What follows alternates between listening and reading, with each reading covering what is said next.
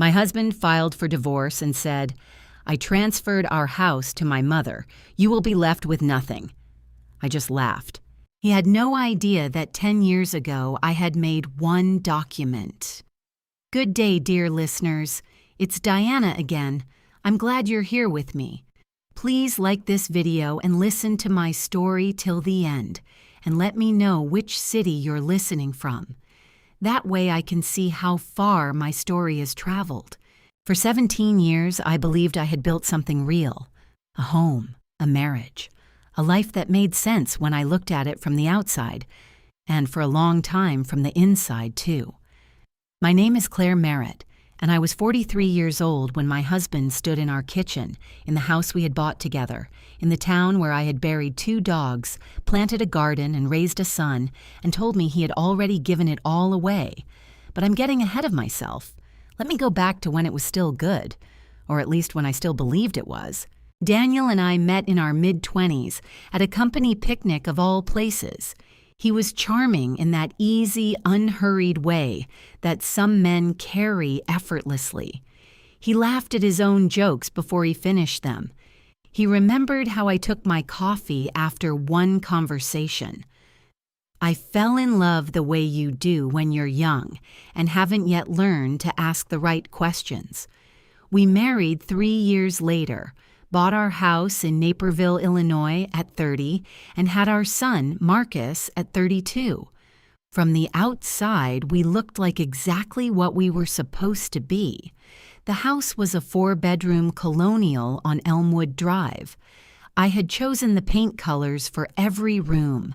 I had refinished the floors with my own hands one summer while Daniel was traveling for work.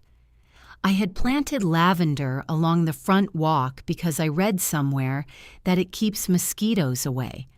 I love that house the way you love something you have genuinely earned.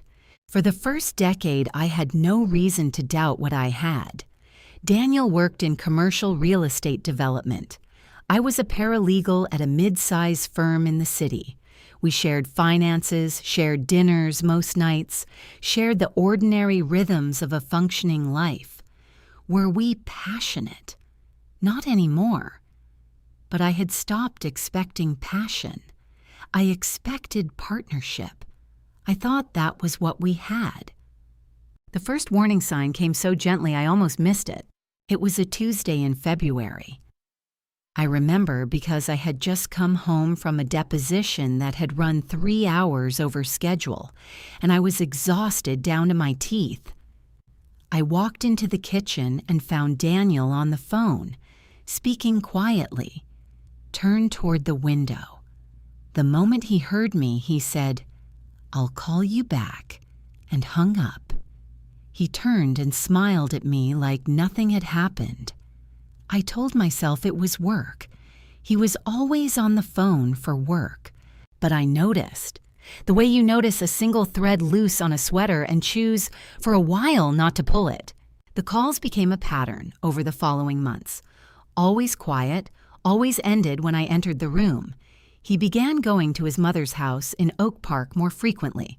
Patricia Merritt, a woman who had never particularly liked me and had never bothered to pretend otherwise. Patricia was 71, sharp-tongued, and had always treated our marriage as a temporary arrangement she was willing to tolerate. Daniel adored her in the way some sons adore difficult mothers, completely, blindly, without question. I started to notice that he and Patricia were spending time together without explanation, Sunday afternoons, occasional weekday evenings. Once I drove past her house on my way home from the grocery store. I wasn't following him. I want to be clear about that. It was simply on the route. And I saw his car in her driveway at 9 o'clock on a Wednesday night. Was I paranoid? I asked myself that constantly. I was a paralegal. I read contracts for a living. I knew how to look for what wasn't said, for the space between the words. And the space between Daniel's words had been growing for a year. Then came the morning everything changed. It was a Saturday in late October. Marcus was away at college, Ohio State, his second year. Daniel and I were alone in the house, which was not unusual, but the silence that morning felt different. Waited. He came downstairs in jeans and a flannel shirt, poured himself coffee, and sat across from me at the kitchen table. He didn't look nervous. That was what I remember most. He looked almost relieved. "I want a divorce," he said. I set down my mug. I looked at him. I waited. "I've already spoken to an attorney," he continued. "And I want you to know, I had the house transferred into my mother's name 6 weeks ago. Legally, it's hers. You don't have a claim on it. When this is done, Claire, you'll walk away with nothing." He said it calmly, clinically, like he was reading from a document he had rehearsed. And I laughed. Not because it was funny, not because I wasn't afraid. I laughed because I had known this moment might come. Not this exact moment, not these exact words, but something like this. And 10 years ago, quietly, without telling a single person, I had done something about it. Daniel stared at me. The relief on his face curdled into something uncertain. "What's funny?" he asked. "Nothing," I said, and picked up my coffee again. "Go ahead and call your attorney." I went upstairs after that. Not dramatically. I didn't slam doors or cry in the hallway. I simply excused myself, walked to our bedroom, closed the door behind me, and sat on the edge of the bed for a long time. The fear came then, when I was alone. It was physical. A tightening in my chest, a cold feeling in my hands. I had been a paralegal for 15 years. I understood better than most wives in my position exactly what it meant when a husband transferred a marital asset into a third party's name before filing for divorce. I understood the legal architecture of what Daniel had attempted to construct, and I understood how devastating it could be to someone who didn't know what I knew. I allowed myself 20 minutes of fear. Then I opened my laptop. Let me tell you what I was working with. Our house on Elmwood Drive had been purchased in both our names in 2007 for $340,000. By that October, it was worth somewhere between $580,000 and $610,000, based on recent comps in the neighborhood. I knew this because I had looked it up 6 months earlier when I started feeling that something was shifting in our marriage. That house represented the single largest asset we shared. Daniel's income had always outpaced mine. His pension, his 401k, his investment accounts, those were significant. But the house was what I had helped build, physically and financially. I had contributed to every mortgage payment. I had done work on that property with my own hands. And he thought he had taken it from me by signing a piece of paper. I thought about Marcus. He was 20 years old, studying engineering, largely unaware of the state of his parents' marriage. What would this do to him? What would it mean for him to watch his mother be legally stripped of her home by his father and grandmother? I couldn't think about Marcus for too long without the fear becoming something else. Something harder and colder that I didn't have a name for yet. I thought about Patricia. I had never trusted that woman. She was the kind of person who smiled while calculating, who offered compliments shaped like criticism. She'd always wanted Daniel closer, more dependent, more hers. Had she encouraged this? Had she been part of the planning? The thought settled into me like a stone dropped into still water. I had 2 choices. I could panic, hire the first divorce attorney I could find, fight reactively, let Daniel and Patricia set the terms of this battle while I scrambled to catch up. Or I could be what 15 years of reading legal documents had trained me to be, careful, methodical, and several steps ahead. I chose the second option. That afternoon, while Daniel was presumably on the phone with his attorney or his mother, I could hear him downstairs speaking in that same low, careful voice. I drove to a coffee shop on 5th Avenue, ordered a black coffee I barely touched, and opened a legal pad. What did I know? I knew that in Illinois, a transfer of marital property made in anticipation of divorce can be challenged as a fraudulent conveyance. I knew that the timing, 6 weeks before filing, was highly suspicious and potentially reversible by a court. I knew that I had documentary evidence of my contributions to the house: bank statements, joint mortgage records, home improvement receipts, contractor invoices with my name on them. I knew that I had worked as a paralegal long enough to understand how to compile that documentation in a way that would be useful to an attorney. And I knew something else. Something I hadn't told Daniel about.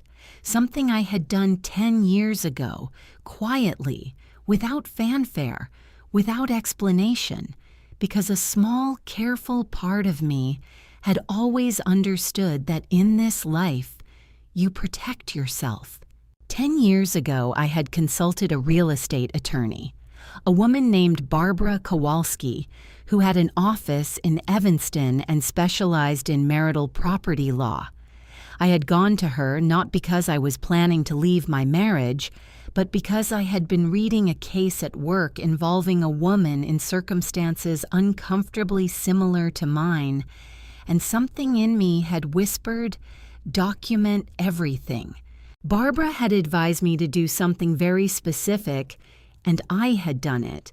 And then I had filed the resulting paperwork in a fireproof lockbox in the back of my closet behind a stack of winter sweaters, where it had stayed for 10 years, waiting. I was not ready to reveal that yet. Not to Daniel, not to anyone. A plan only works when the other side doesn't know you have one. My first steps were practical. That evening, after Daniel had gone to bed, in the guest room I noticed, which told me the performance of our marriage was already over for him, I spent 3 hours making copies of every joint financial document in our home: mortgage statements, tax returns from the last 7 years, joint bank account records, the deed to the house, which I photographed front and back, the records of every home improvement project we had undertaken, including the summer I refinished the floors, for which I still had the receipts from the lumber yard. I organized everything into a manila envelope, sealed it, and drove it to my office the next morning before Daniel woke up. I stored it in my desk drawer under a stack of ordinary files. Then I called Barbara Kowalski. She picked up on the third ring, and I said, "Barbara, this is Claire Merritt. You helped me with something about 10 years ago. I think it's time to talk about it." There was a brief pause, and then she said, "I remember you, Claire. Come in this week." I hung up, sat in my car in the parking garage for a moment, and felt something I hadn't expected: steadiness. Not happiness, not confidence exactly. Just the quiet, grounded feeling of a person who has stopped reacting and started moving. Daniel didn't know what was coming, and Patricia certainly didn't. That thought in that gray November morning in a concrete parking garage was the first thing that had made me feel like myself in weeks. Barbara Kowalski's office was exactly as I remembered it: a narrow suite on the 3rd floor of a building on Davis Street in Evanston, with tall windows that let in pale winter light and walls lined with a kind of organized bookshelves that communicate competence without effort. She was in her late 50s now, silver-haired, with reading glasses pushed up on her forehead. She shook my hand firmly and gestured to the chair across from her desk. "Tell me what happened," she said. I told her.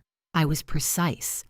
I laid out the timeline: the change in Daniel's behavior, the frequent visits to Patricia's house, the transfer of the deed, which I had since confirmed by pulling the public property records myself, a habit of professional reflex, and the conversation at the kitchen table.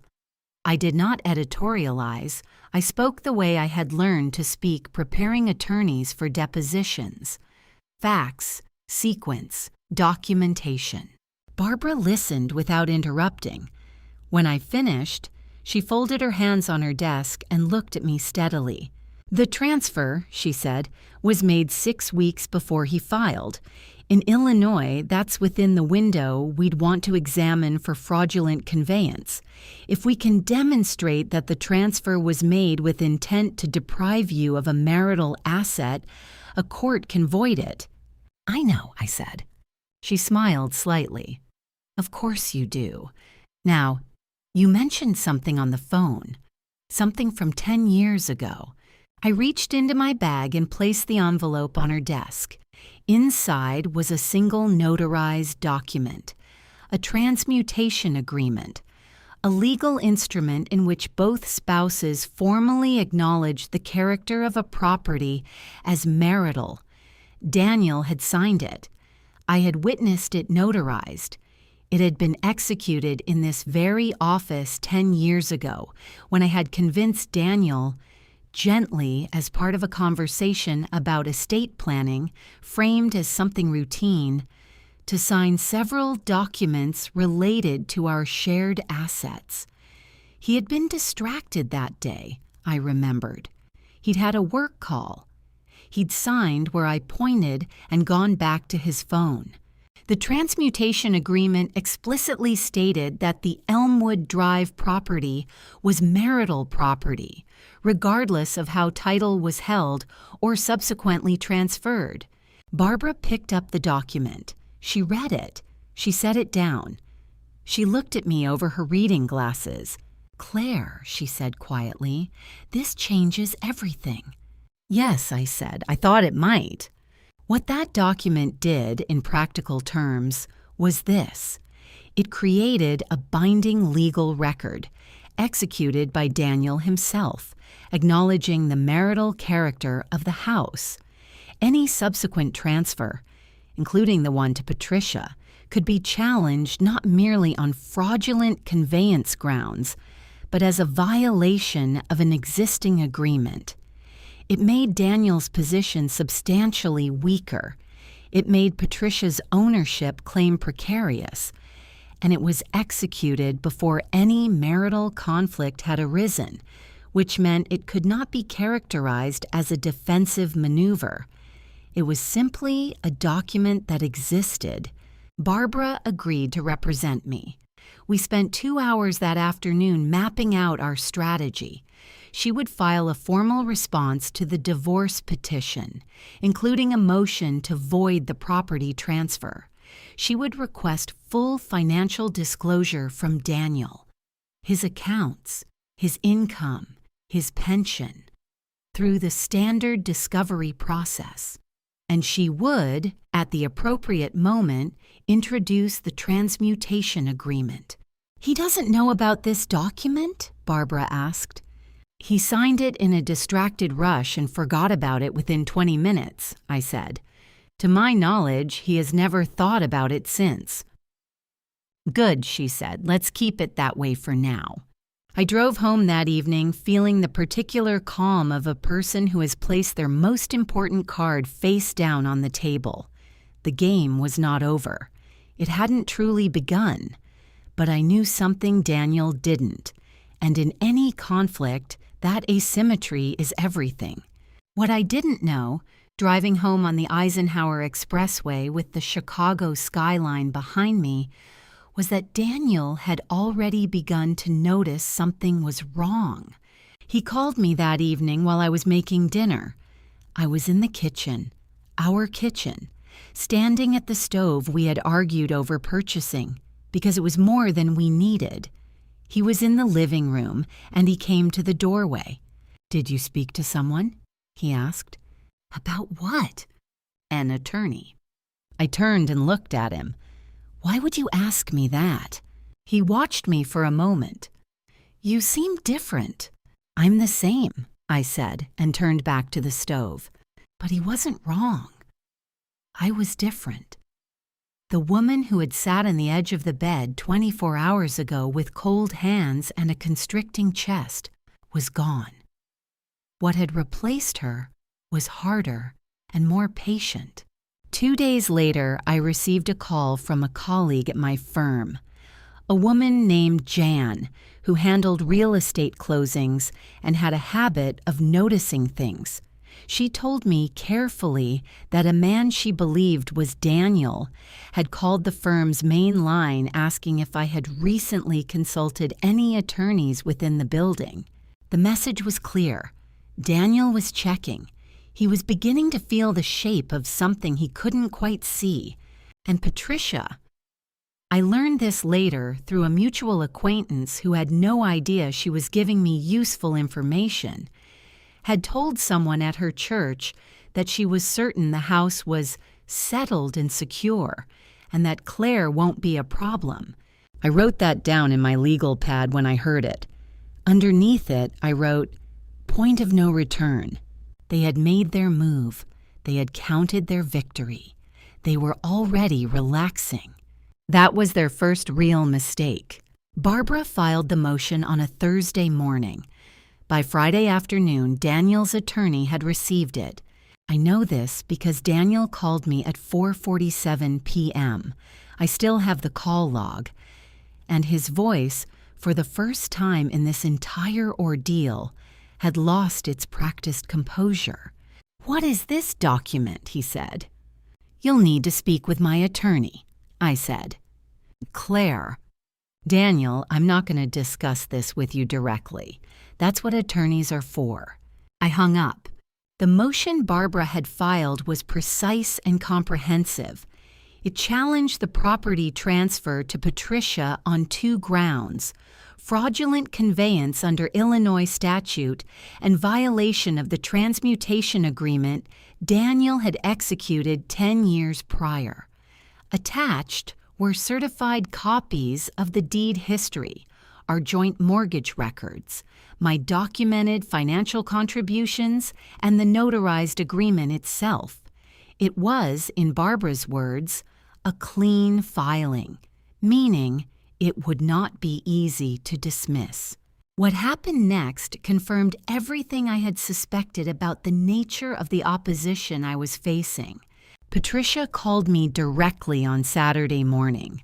I had not spoken to my mother-in-law in 6 weeks, since before Daniel filed.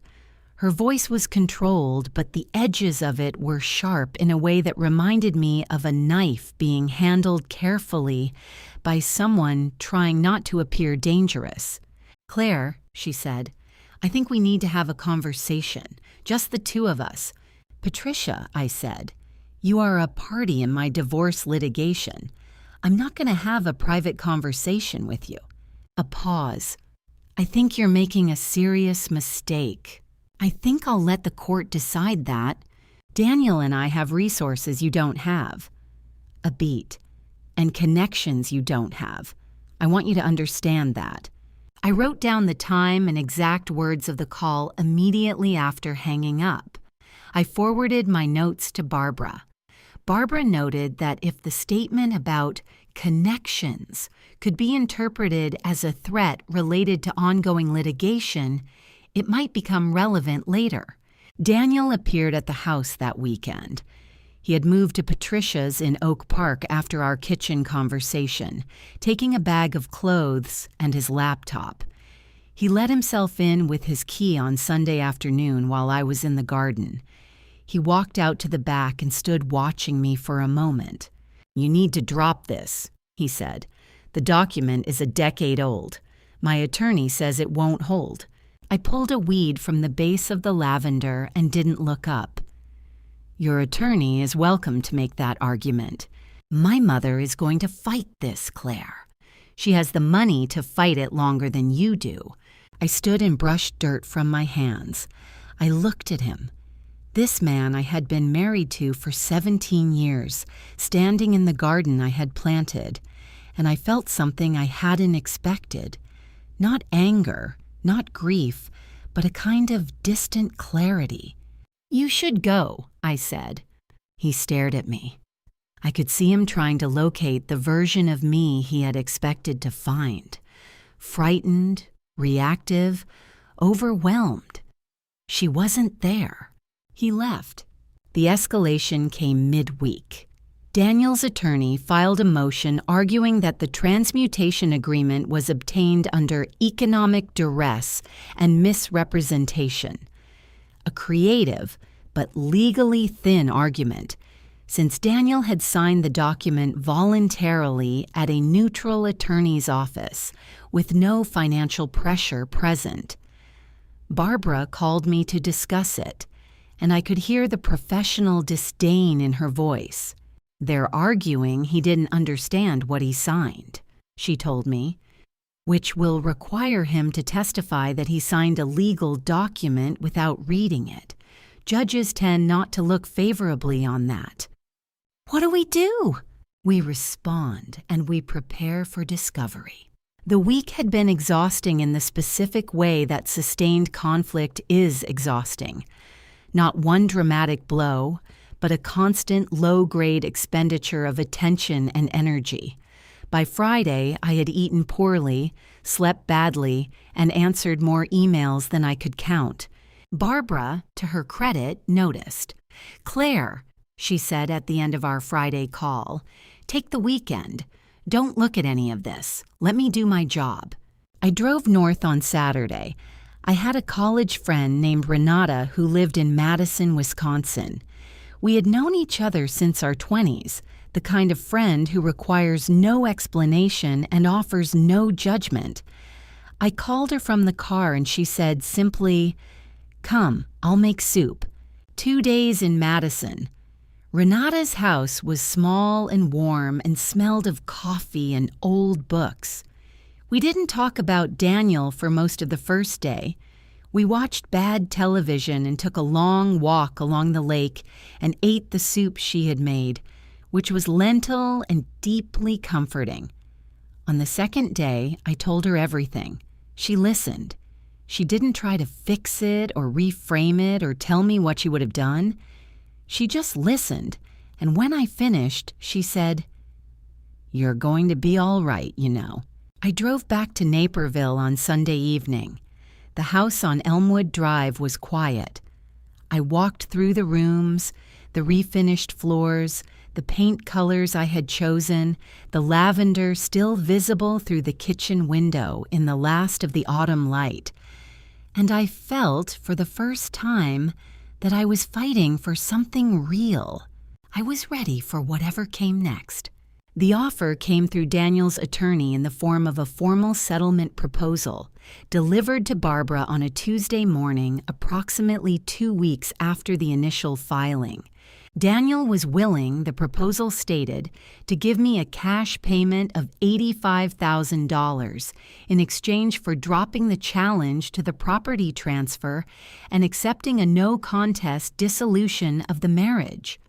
He would retain the house, or rather, Patricia would retain it in her name as he had arranged, and I would receive the cash, my personal belongings, and what he characterized as a clean break.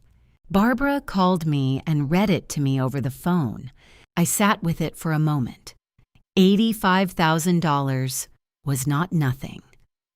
In another version of this story, the version where I hadn't spent the last 10 years keeping careful records, where I hadn't had that quiet, precautionary conversation with a real estate attorney at 33.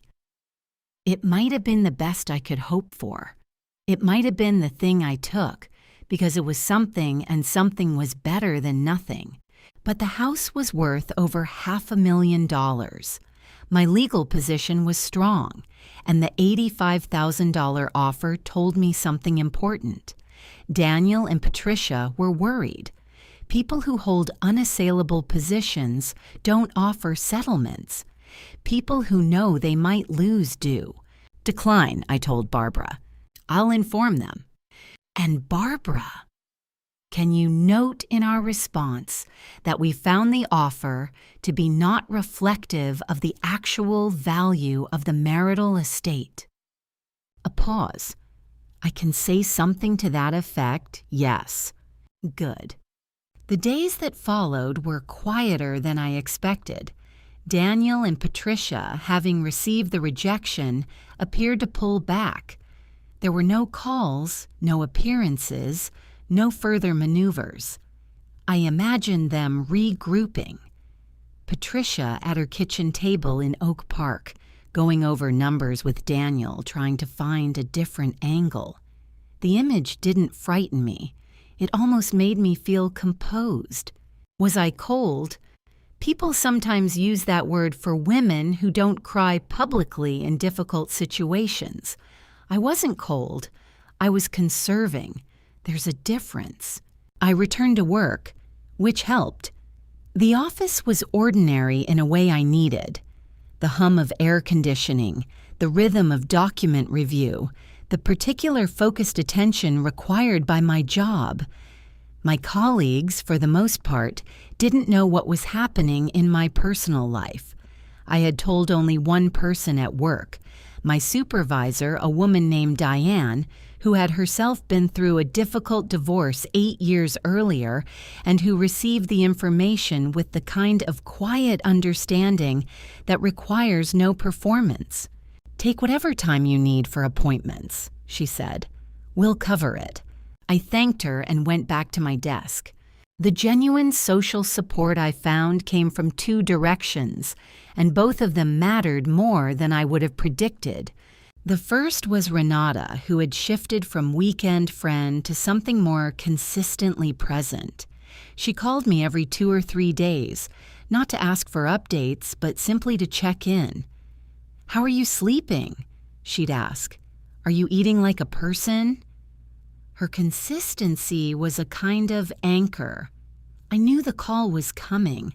I knew there was someone tracking the ordinary facts of my well-being.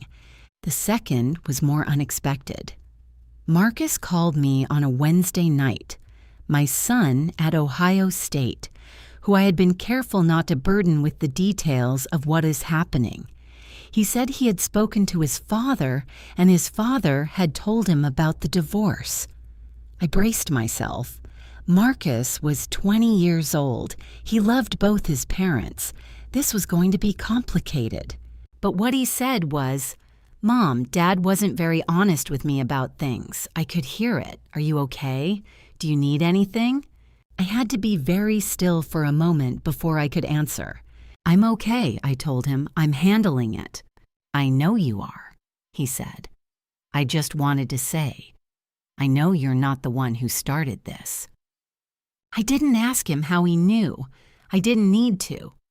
Marcus had grown up watching 2 people navigate a household. He was perceptive in the way that children of complicated marriages often are. Quietly, precisely, without drama. We talked for an hour, not about the legal proceedings, about his classes, his roommate situation, a project he was working on that he was genuinely excited about. By the end of the call, something in my chest had loosened that I hadn't realized was tight.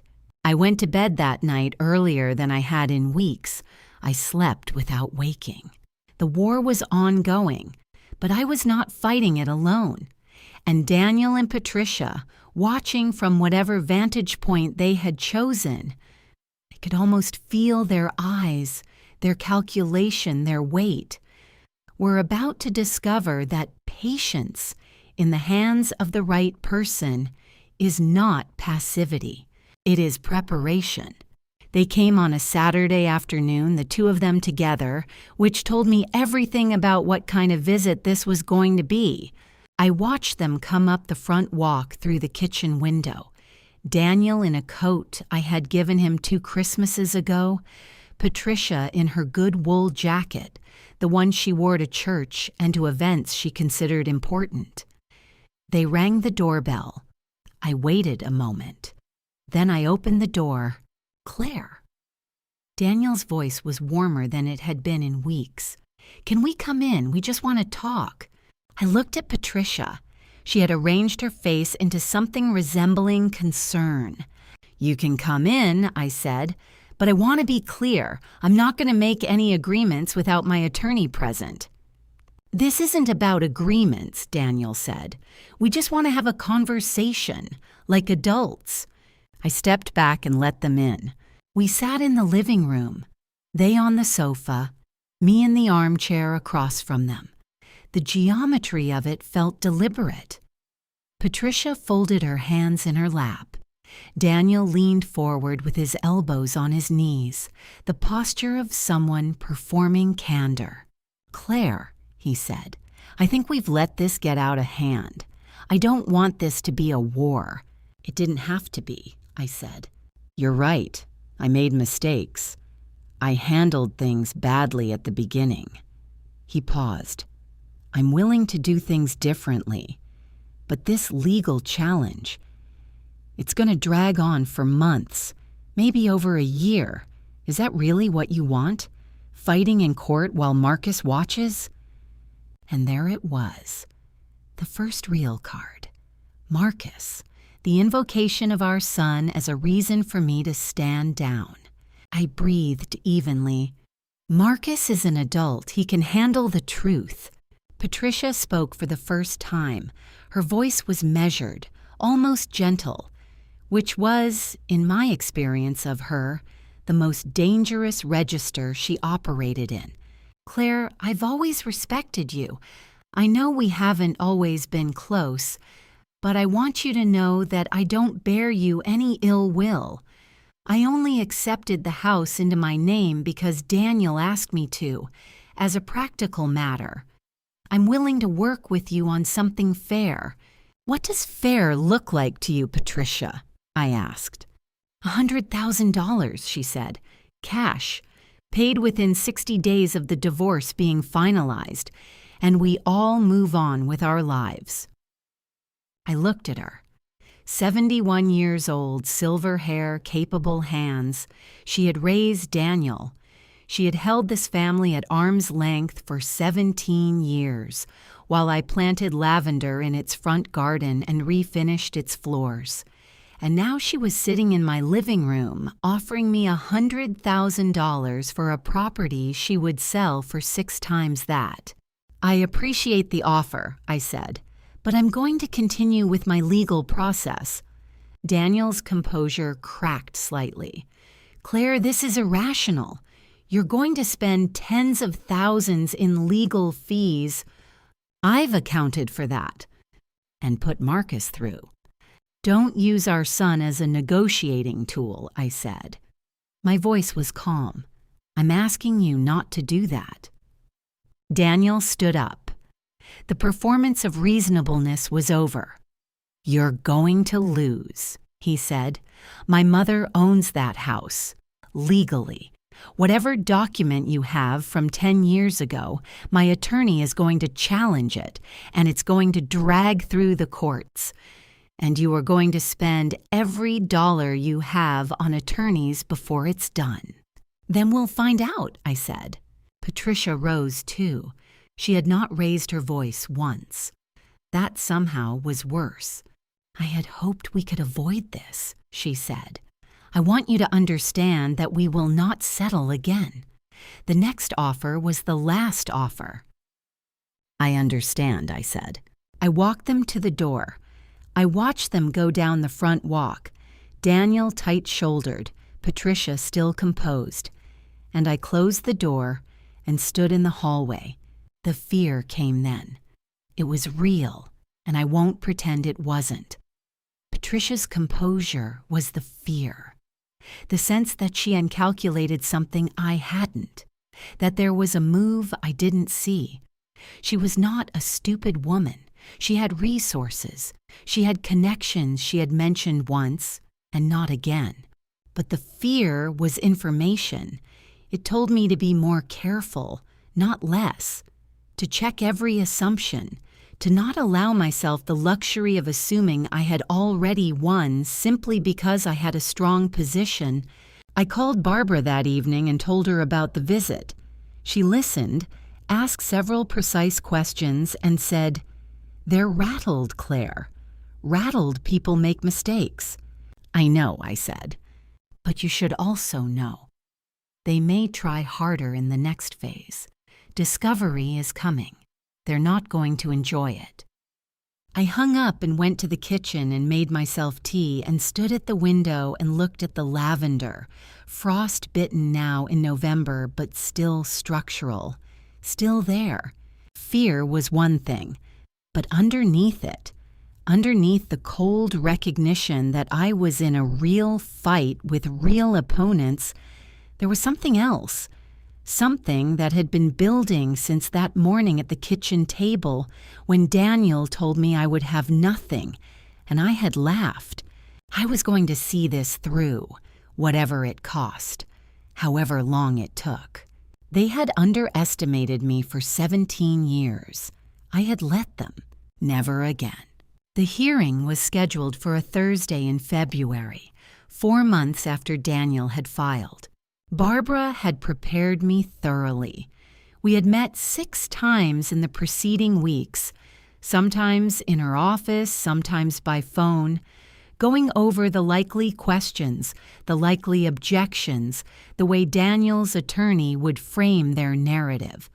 She had told me to dress simply and speak only when spoken to, and to never, under any circumstances, react visibly in the courtroom to anything Daniel or his attorney said.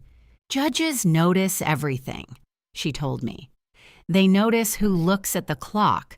They notice who flinches. They notice who stays steady. I wore a dark gray blazer and flat shoes. I left the house early, drove in silence, and sat in the courthouse parking lot for 10 minutes before going in. The building was old Cook County stone, solid and impersonal. I took the stairs. Daniel was already in the corridor when I arrived, standing with his attorney, a man named Gerald Crane, expensive suit, aggressive posture. Patricia was not present. She had been advised by Crane not to attend. Daniel looked at me when I came in. I looked back, and then I sat down beside Barbara and opened the folder on my lap. The hearing was not a trial. It was a motion hearing, specifically on our motion to void the property transfer. But the judge had requested live testimony from Daniel on the question of the transmutation agreement. He was, in effect, going to have to explain under oath why the document he had signed 10 years ago shouldn't be enforced. His attorney had prepared an argument that Daniel had signed the document without fully understanding its legal implications, that Claire had guided him through the signing in a way that constituted misrepresentation, and that the agreement was therefore unenforceable. The argument, as Barbara had noted, had a central problem. It required Daniel to testify that he was a person who signed legal documents without reading or understanding them, a position that would simultaneously undermine his credibility on every other matter before the court. Daniel took the stand. His attorney walked him through the prepared narrative carefully. Daniel spoke about the estate planning conversation, about how he had trusted his wife to handle the paperwork, about how he had been distracted and had not understood what he was signing. He was calm, practiced. He had clearly rehearsed. Then Barbara stood up. "Mr. Merritt," she said, "you work in commercial real estate development, is that correct?" "Yes." "And in that professional capacity, you regularly review and execute legal contracts?" "Yes." "Would you characterize yourself as someone unfamiliar with legal documents?" A pause. "No, but—" "Thank you. Now, on the date you signed the transmutation agreement, you were present in the office of a licensed real estate attorney?" "Yes." "The document was notarized in your presence?" "Yes." "The notarization requires that you affirmed you were signing voluntarily and that you understood the nature of the document. Is that correct?" Another pause, longer this time. "Yes." "So your testimony today is that you, a commercial real estate professional who regularly reviews contracts, signed a legal document in an attorney's office in front of a notary, affirmed that you understood it and did not, in fact, understand it. Gerald Crane objected. The judge sustained part of it but allowed Barbara to rephrase. She did. She asked the same essential question in 4 different ways over the next 20 minutes, each time coming back to the same immovable wall. Daniel's professional background, the circumstances of the signing, and the logical impossibility of his claimed ignorance. By the end of his testimony, Daniel's voice had changed. He was still speaking, but the precision had gone out of it. He was elaborating, qualifying, circling back. He was doing what people do when they are trying to reconcile a story with facts that don't support it. I watched him. I kept my face neutral. I breathed steadily. The next significant development was the financial disclosure, which Discovery had compelled Daniel to produce in full. Barbara had cross-referenced it against our joint tax returns from the previous 7 years. The result was instructive. There were transfers from joint accounts in the 18 months preceding the divorce filing. Incremental, nothing dramatic enough to trigger alarm individually, but cumulatively amounting to approximately $47,000 moved into an account in Daniel's name alone.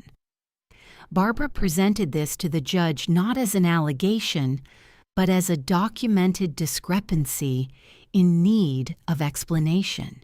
Daniel's attorney objected that this was beyond the scope of the hearing. The judge noted it and said it would be relevant in the broader divorce proceedings. And then came the piece I had not anticipated. A small, perfectly timed gift from the opposition's own carelessness. Gerald Crane, in his closing argument on Daniel's behalf, stated that the house had been transferred to Patricia in good faith as part of routine estate planning. Barbara stood up. Your Honor, if this transfer was routine estate planning rather than a response to anticipated litigation, the respondent should have no difficulty producing the documentation of that estate planning. The prior drafts, the attorney consultations, the communications predating the marital difficulties. Crane said they would produce it. The judge set a deadline. They never produced it because it didn't exist. I sat in that courtroom, in my gray blazer with my folder on my lap, and I felt something settle into place inside me with the quiet finality of a door closing. Not triumph, not yet, but the cold, clear recognition that the story Daniel and Patricia had tried to write was coming apart at the seams. I did not smile, but on the inside, very briefly, I did. The judge's ruling came 5 weeks after the hearing, in a written order delivered to Barbara's office on a Tuesday in March. She called me immediately. Claire, she said, and her tone told me before the words did. The court found, based on the evidence presented, that the transfer of the Elmwood Drive property to Patricia Merritt had been made in anticipation of divorce proceedings, constituted a fraudulent conveyance under Illinois law, and was therefore void. The property reverted to its status as a marital asset, subject to equitable distribution in the divorce. The court further found that the transmutation agreement was valid and enforceable. The judge's written opinion, I read it 4 times, was precise and, in places, pointed. He noted that Daniel's testimony regarding his claimed ignorance of the agreement's content was inconsistent with his demonstrated professional experience and the circumstances of the document's execution. In the language of judicial opinions, this was as close to calling someone's story implausible as a judge will typically come in print. The ruling on financial disclosure ordered Daniel to account fully for the $47,000 in transfers, which would be factored into the overall marital estate division. What did the final divorce settlement look like? Barbara negotiated it over the following 8 weeks, backed by the ruling. The house was to be sold. Daniel had no interest in buying out my share, and I had no interest in remaining in it under those circumstances. From the sale proceeds, I was to receive 60%, reflective of my documented financial contributions, my labor on the property, and the court's assessment of the equities. Based on the listing price we ultimately accepted, my share came to approximately $342,000. I received my portion of the marital investment accounts, calculated after accounting for the $47,000 in unilateral transfers, for which Daniel was required to compensate me dollar for dollar. I received no alimony and did not ask for it. I had no interest in ongoing financial entanglement with Daniel Merritt.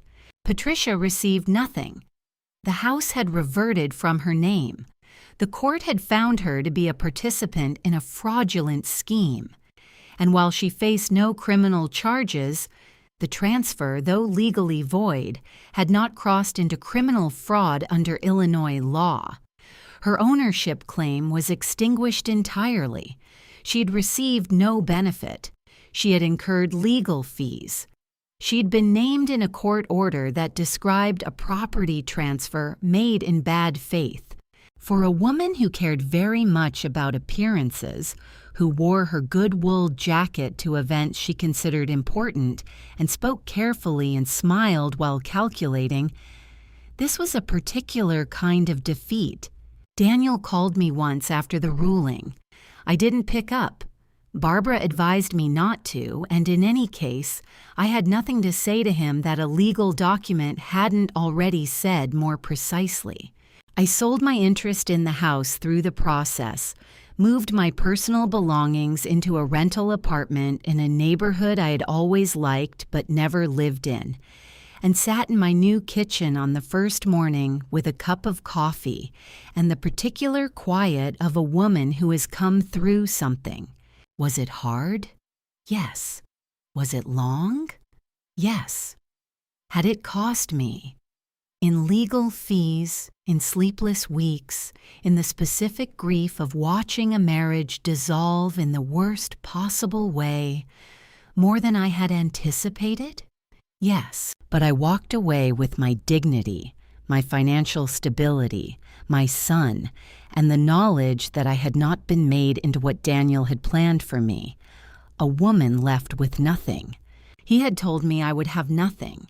He had been wrong about that. As it turned out, he had been wrong about quite a lot. I rented an apartment in Lincoln Square on the north side of Chicago, on the 3rd floor of a building with tall windows and a view of the street below. It was smaller than the house on Elmwood Drive. It was entirely mine. The first thing I did was buy a plant for the windowsill. Not lavender. I had planted enough lavender in someone else's garden. I bought a rosemary plant and put it in the window where it got good afternoon light and watched it do well. I went back to work. Diane had held my position without question, and I returned to it with an attention and steadiness I hadn't felt in years. Within 6 months, I had been offered a senior position I had been passed over for twice in the preceding decade. I accepted it. Marcus came to visit in July. He helped me hang pictures, a set of framed prints I'd always kept in storage, because Daniel had found them too busy for the walls of the house.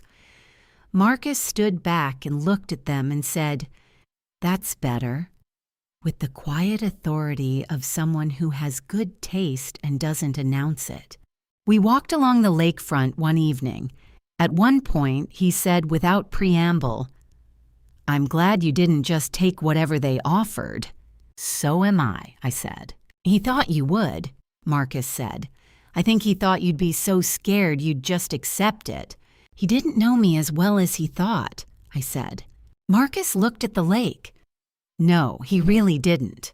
What became of Daniel and Patricia? Daniel had moved back into Patricia's house in Oak Park after the ruling. 45 years old, living with his mother.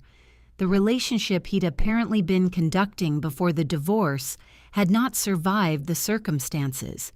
His professional reputation had taken a quiet but real hit. A court record describing your property transfer as fraudulent conveyance circulates in commercial real estate, and one of his longtime business partners had quietly distanced himself. Patricia had spent significant legal fees on a property she never received, been named in a court order and in her church community, where she had told people things were settled and secure. The subsequent reality had been quietly humiliating. They had planned to strip me of everything, and they had acted on that belief with confidence. What they hadn't accounted for was the one variable they hadn't bothered to investigate, what I had been quietly building by myself across the preceding decade. In my apartment in Lincoln Square, in the mornings before work, I made coffee and stood at the window and looked at the rosemary plant and felt the specific satisfaction of a life that belongs entirely to you. There was still grief for the marriage I had wanted it to be, for the years that couldn't be recovered. Grief doesn't resolve itself on a schedule, but underneath it was something solid, a floor that held. I had built it myself, and no one could take it from me.